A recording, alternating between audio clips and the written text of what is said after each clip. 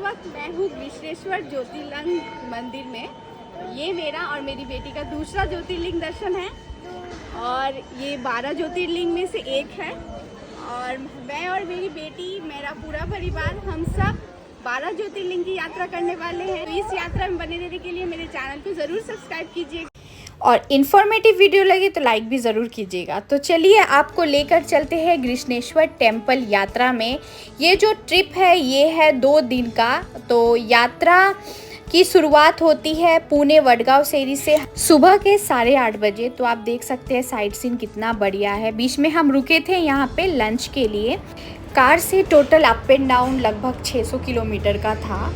हमें कार से ट्रैवल करना ही कन्वीनियंट लगा क्योंकि औरंगाबाद जो रेलवे स्टेशन है वो मंदिर से 25-30 किलोमीटर की दूरी पर है और जो बस स्टैंड है वो भी 1.5 किलोमीटर की दूरी पर है और एयरपोर्ट जो है जो 30 किलोमीटर की दूरी पर है। जस्ट फॉर एन इन्फॉर्मेशन मैं आपको बता रही हूँ। और यहाँ पर हम कार से पहुँचे थे तो हमें दोपहर के 3-3:30 बज गए थे। ये जो लॉज आप देख रहे हैं इसी को हमने बुक किया था। हमने किया था प्री बुकिंग। तो जो नंबर है मैं आपको डिस्क्रिप्शन बॉक्स में डाल दूँगी। और यहाँ पे जो रूम हमने बुक किया था वो था AC रूम। तो रूम कुछ ऐसा था दिखने में। ये एंट्रेंस है लॉज का, ठीक ठाक सा था। उतनी क्लीनिंग बहुत हाई लेवल की नहीं थी बट ठीक ठाक सी थी। तो ये था हमारा रूम और यहाँ पे आ गई हूँ मैं। तो जो भी कॉस्टिंग थी, प्राइस है, एक्सपेंस रहा इस ट्रिप का मैं आपको आगे बताऊँगी। बेबी आते ही अपने कंफर्ट जोन में पहुँच गई थी। कुछ इस तरह का रूम था। हमारे पास काफ़ी टाइम था तो नहा धो के हम तैयार हो गए थे घूमने के लिए। तो सबसे पहले हमने जो चीज़ स्पॉट किया कि यहाँ पे जो शिव कुंड तीर्थ स्थान है वो वॉकिंग डिस्टेंस पे है। तो सबसे पहले हम वहीं पे पहुँचे। मेंटेनेंस जो था यहाँ पे बिल्कुल भी नहीं था। इधर उधर कूड़ा कचरा फेंका हुआ था। फिर भी यात्री यहाँ पे इक्का दुक्का दिखे। ये जो जगह है बहुत ज़्यादा हिस्टोरिकली प्रसिद्ध है। यहाँ पे जो महादेव की सबसे बड़ी भक्त जो थी कुष्मा, यहाँ पे उनकी पूजा करती थी। उनकी भी कहानी बहुत ज़्यादा प्रचलित है। तो हम यहाँ पे आए, मैंने यहाँ का परिक्रमा भी किया। तो आप अगर ग्रिश्नेश्वर आते हैं तो इस जगह में भी ज़रूर आए, शिव जी का दर्शन ज़रूर करें यहाँ पर। उसके बाद हम वहाँ से निकल गए थे मारुति टेम्पल के लिए, जो कि ग्रिश्नेश्वर मंदिर से 5 किलोमीटर की दूरी पर ही है। यहाँ पे आपको ज़रूर जाना चाहिए क्योंकि यहाँ पर बहुत ही अद्भुत हनुमान जी का दर्शन करने को आपको मिलेगा। बहुत ही बड़ी सी जगह में ये मंदिर स्थित है और यहाँ पे मेरा ये पहला अनुभव था कि हनुमान जी जहाँ पे लेटे हुए हैं। तो इस मंदिर में आप ज़रूर आइए। यहाँ पर आपको अलग ही सुकून मिलेगा। तो यहाँ पे चप्पल वगैरह हमने जमा किया, 10 रुपये इन्होंने लिया था। उसके बाद मैंने यहाँ से एंटर किया। बहुत ही खूबसूरत मंदिर है, अंदर से भी बाहर से भी। और जहाँ पे हनुमान जी हो और उनकी बानर सेना ना हो ऐसा तो हो ही नहीं सकता। तो यहाँ पे ये बानर सेना भी थी उनकी। बहुत ही अच्छा लग रहा था देखने में। लोग उनको खाना भी खिला रहे थे। तो यहाँ पे हनुमान जी का थोड़ा सा मैंने वीडियो करने की कोशिश की थी। आप देख सकते हैं मंदिर कितना सुंदर है। बाहर एक छोटा सा मंदिर बनाया हुआ था शनिदेव महाराज जी का, जहाँ पे अंदर वुमेंस को जाना अलाउड नहीं था। फिर मुझे मिली गौ माता, उनका आशीर्वाद भी मैंने लिया। और फिर हम लोग वहाँ से निकले तो यहाँ पे मिठाइयों के शॉप थे, मार्केट थी। तो मैंने थोड़ा सा सोचा शॉपिंग कर ली जाए। तो मुझे दिखा यहाँ पे ये गैया और बछड़ा, कहते हैं घर में इनको रखना बहुत शुभ होता है। तो उसको मैंने लिया और हम लोग फिर वहाँ से निकले। तो फाइनली हम पहुँच गए थे ग्रिश्नेश्वर टेम्पल के ठीक बाहर। टाइम भी हमारे पास काफ़ी था तो हमने सोचा कि आज संध्या आरती भी क्यों ना देख ली ही जाए। तो हमने सोचा नहीं था कि हमें भीड़ नहीं मिलेगा या फिर हम दर्शन कर पाएंगे। फिर भी हमने सोचा कि कम से कम मंदिर के प्रांगण में ही एंटर किया जाए। तो हम वहाँ गए। आसपास बहुत सारी दुकानें थी, फूल वगैरह चढ़ावे का सामान मिल रहा था। और फिर मैंने ऐसा सुना था कि वहाँ पे घुसने से पहले आपको मोबाइल जो है लॉकर में रखना पड़ता है, लेकिन अभी ये सिस्टम नहीं है। वहाँ पे आप मोबाइल लेके अंदर जा सकते हैं। और यहाँ पे चप्पल वगैरह हमने जमा किया और जो भी चढ़ावे का जो चीज़ें थी वो हमने ली। और यहाँ के लोकल लोगों से थोड़ी बातचीत भी करने की मंदिर कोशिश कितने बजे की। तक खुला रहता है? रात को 9:30 बजे तक। और सुबह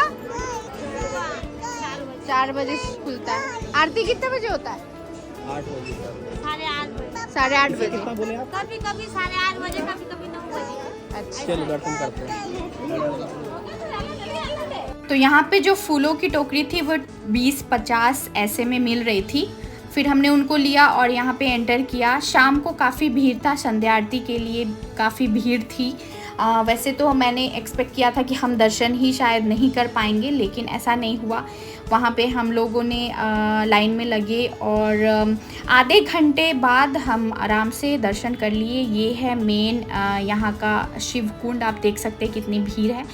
फिर वहाँ पे पूजा करने के बाद हम बाहर बैठे थे प्रांगण में, काफ़ी भीड़ भी थी। फिर हमें काफ़ी ज़ोर की भूख लगी थी, हम थक भी गए थे, तो हम पहुँचे इस रेस्टोरेंट में। वहाँ पे हमने डिनर किया। यहाँ का डिनर काफ़ी ठीक ठाक सा था। आप यहाँ पे जा सकते हैं खाना खाने के लिए, अच्छा ही खाना मिल रहा था। मुझे बहुत ज़ोरों की भूख लग गई थी, तो मेरे पापा का प्लेट पहले आया तो मैं उनके प्लेट से ही खाना स्टार्ट कर दी। इतनी ज़ोर की भूख लग गई थी, मुझे तो वेट ही नहीं हो रहा था। उसके बाद आया हमारा प्लेट। हमने ऑर्डर किया था ये थाली, तो हमने इसको कंप्लीट किया और फिर हम घर पहुँचे और बहुत थक गए थे तो हम सो गए। और नेक्स्ट डे सुबह मॉर्निंग हम 7:30-8 बजे के करीब मंदिर पहुँचे, नहा धो के तैयार होके। हम सोचे कि हम लेट हो चुके हैं, लेकिन वहाँ पे गए तो अभी ऐसा सिचुएशन था कि सारी दुकानें खुली भी नहीं थी ठीक से, और जो दर्शनार्थी थे शाम की तुलना में कम भीड़ थी। तो यहाँ पे हमने फूलों की टोकरी वगैरह ख़रीदा, जो भी चप्पल थे वो हमने इसी स्टोर पे जमा दे दिया। और यहाँ पे ये कुमकुम टीका हमने लगाया और फिर हमने एंटर किया। तो गृष्णेश्वर ज्योतिर्लिंग की सबसे इम्पॉर्टेंट बात है कि पुरुषों को जो है ऊपर का टी शर्ट उतार के जाना पड़ता है, और जो भी बेल्ट है चमड़े वगैरह का वो इस्तेमाल नहीं कर सकते हैं। तो आप देख सकते हैं लाइन में जितने भी पुरुष लोग हैं वो इस तरह से ऊपर का टी शर्ट जो है उनका निकाल के वो खड़े हैं। जो भी यहाँ पे सिस्टम था उस तरह से हम सिस्टम को फॉलो करते हुए अंदर गए, पूजा पाठ किया। शाम की तुलना में सुबह हमें और कम टाइम लगा पूजा पाठ करने में। 15-20 मिनट में हम पूजा पाठ करके आराम से निकल गए थे। और वहाँ की सबसे अच्छी बात ये थी कि बहुत ही शांति से हमने पूजा किया वहाँ बैठकर, और जो कि हर ज्योतिर्लिंग में पॉसिबल नहीं हो पाता है भीड़ की वजह से। तो वहाँ पे पूजा पाठ करने के बाद हम वहाँ से निकले और थोड़ा सा परिक्रमा किया वहाँ पर। और ये जो आप कुंड देख रहे हैं, तो शिव भगवान को जो जल चढ़ाते हैं वो यहाँ से आ रहा है इस कुंड के अंदर। तो यहाँ पर भी हमने थोड़ा सा आशीर्वाद लिया और हम फिर वहाँ से निकल गए। और एक एलोरा केव की तरफ, वो भी आप वॉकिंग डिस्टेंस में जा सकते हैं, 100 मीटर के अंदर ही है। ये है टिकट काउंटर। एक चीज़ यहाँ पे आके ज़रूर ध्यान रखिएगा, जब आप टिकट खरीदेंगे तो वो देते हैं आपको टोकन, तो उस टोकन को आपको ठीक से रखना है, एंट्री और एग्ज़िट में काम आता है। तो हमारे पास 4 टोकन थे, जिसमें से एक टोकन मैंने मेरा घुमा दिया था, तो मुझे 100 रुपीज़ फ़ाइन करना पड़ा। तो ये आप ज़रूर ध्यान में रखिएगा, वरना आपको फ़ाइन भरना पड़ सकता है मेरी तरह। यहाँ पे आप ज़रूर जाइए। यहाँ का आर्किटेक्चर आपको बहुत ही अच्छा लगेगा। यहाँ का जो नक्काशी है बहुत ही चौंका देने वाला है। फॉरेनर लोग तो यहाँ पे बहुत भरे पड़े थे, फ़ोटोज़ वगैरह कर रहे थे, आर्टिकल्स वगैरह के लिए, वो लोग का जो भी होता है। आप यहाँ पे ज़रूर आइए, आपको यहाँ पे आके बहुत अच्छा लगेगा। हमारे देवी देवताओं की मूर्तियाँ यहाँ पे बनी हुई है, नारायण भगवान जी की, रावण की, तो वो आपको देखने को मिलेगी। फिर हम निकल गए थे घर के लिए। तो रास्ते में हाईवे पर यहाँ पे हम रुके और हमने अपना भोजन किया। तो ये था थाली। ये रेस्टोरेंट भी बहुत अच्छा था, खाना यहाँ का बहुत टेस्टी था। पूरी यात्रा में यहाँ का खाना ही मुझे सबसे अच्छा लगा। तो ये था मेरा गृष्णेश्वर ज्योतिर्लिंग का ट्रिप विथ फैमिली। आप यहाँ पे ज़रूर जाइए, आपको बहुत अच्छा लगेगा यहाँ पे जाके। अगर आपको ज़रा सा भी इंफॉर्मेटिव लगा हो मेरा वीडियो तो ज़रूर लाइक कीजिएगा, चैनल को भी सब्सक्राइब कीजिएगा मेरे साथ बने रहने के लिए, क्योंकि आगे की ज्योतिर्लिंग यात्रा भी हम करने वाले हैं। धन्यवाद।